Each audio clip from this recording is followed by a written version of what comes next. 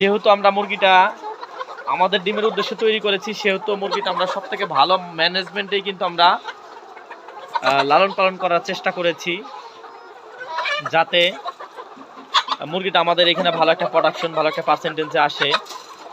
এর পাশাপাশি কিন্তু আমরা সারা বাংলাদেশে রেডি পুলেট সহ খাঁচা বিক্রি করে থাকি। যারা চাচ্ছেন এই রকম খামার থেকে দেখে শুনে মুরগি নিতে পারবেন বা মুরগি নিতে চাচ্ছেন, তারা কিন্তু আমাদের এখানে এসে দেখে শুনে এই মুরগিগুলো সংগ্রহ করতে পারবেন। এটার বয়স 110 দিন। আজকে গড় ওজন 1450 থেকে 1500 গ্রাম, বা এখানে 1600 গ্রামেরও মুরগি আছে।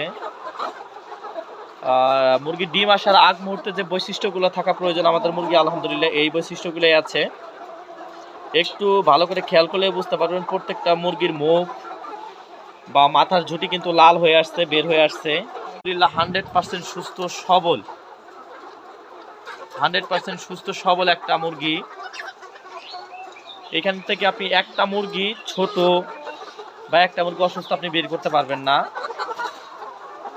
কারণ যেহেতু আমরা মুরগিটা আমাদের ডিমের উদ্দেশ্যে তৈরি করেছি, সেহেতু মুরগিটা আমরা সব থেকে ভালো ম্যানেজমেন্টেই কিন্তু আমরা লালন পালন করার চেষ্টা করেছি, যাতে মুরগিটা আমাদের এখানে ভালো একটা প্রোডাকশন, ভালো একটা পার্সেন্টেজে আসে।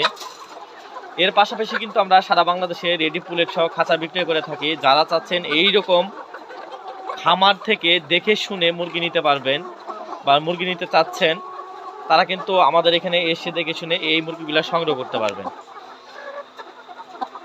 এটার বয়স 110 দিন। আজকে গড় ওজন 1450 থেকে 1500 গ্রাম।